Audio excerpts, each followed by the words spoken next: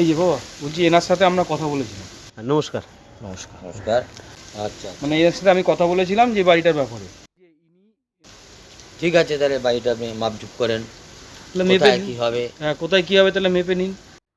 আচ্ছা, এই বাড়িতে আগে কোথায় কি হবে আপনাদের বুঝিয়ে টুঝিয়ে দিই, তারপর আমরা মাপঝোপ করছি। হ্যাঁ তাহলে সেটাই তো ভালো নাকি? হ্যাঁ, সেটাই করেন যে কোথায় কি হবে।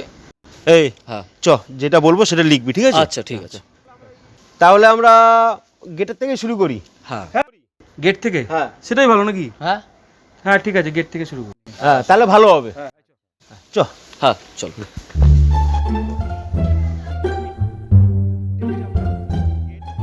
এইটা হচ্ছে আপনাদের মেন গেট, ঠিক আছে? আচ্ছা, এই মেন গেট দিয়ে ঢোকার পরেই বাঁ হাতে টয়লেট। ভাতে বাথরুম? বাহাতে আবার বাথরুম কিসের?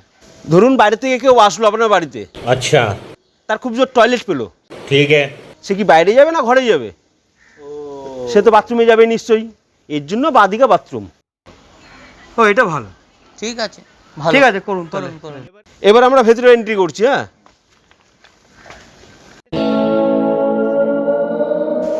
লিখবি। হ্যাঁ আপনার এখানে একটা সিঁড়ি হবে।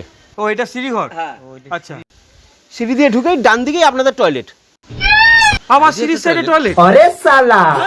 সিঁড়ির তলা আবার টয়লেট কিসের? ধরুন ওপর থেকে কেউ সিঁড়ি দিয়ে নামছে বা কেউ উঠছে, হ্যাঁ তার তো টয়লেট তো পেতেই পারে। তখন তখন টয়লেটের প্রেশারও থাকে, তখন সে কোথায় যাবে?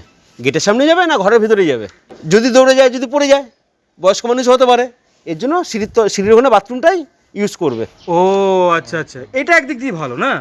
ঠিক আছে। হ্যাঁ ঠিক আছে করুন। তারপর বলুন, তারপর বলুন। এবার আমি সিঁড়ি দিয়ে ঢুকে গেলাম, সিঁড়ি ঘর দিয়ে ঢুকে গেলাম, ঢুকেই বাঁদিকে হচ্ছে আপনাদের বেডরুম। अच्छा বেডরুমে আপনাদের দুখানা টয়লেট। আবার দুখানা টয়লেট কিসের?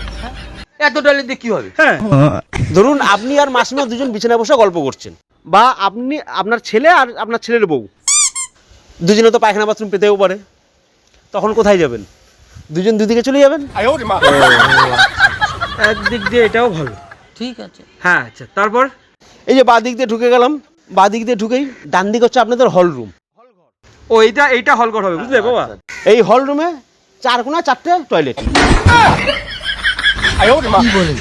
চারটে টয়লেট দিয়ে কি করবো? গলায় ঝুলাবো নাকি? আপনার ঘরের চারটে সদস্য, আপনারা বসে টিভি দেখছেন হল রুমে, এবার 4 জনের যদি একসঙ্গে পায়খানা বাথরুম পায়, যাবেন কোথায়? দৌড়াতে দৌড়াতে অসুবিধা হবে, এর জন্য 4 জন 4 কোণায় ঢুকে যাবে। এমনি ঠিক আছে। কি বুঝতে পারলাম? হ্যাঁ ঠিক আছে ঠিক আছে, তারপর বলুন, তারপর বলুন। এই আপনার হল রুম, ঠিক হল রুমের লাগোও একটা কিচেন।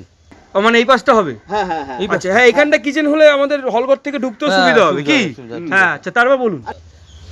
কিচেনের ঠিক বাঁ পাশেই থাকবে আপনার রান্নার ব্যবস্থা, আর এক কোণে থাকবে একটা টয়লেট।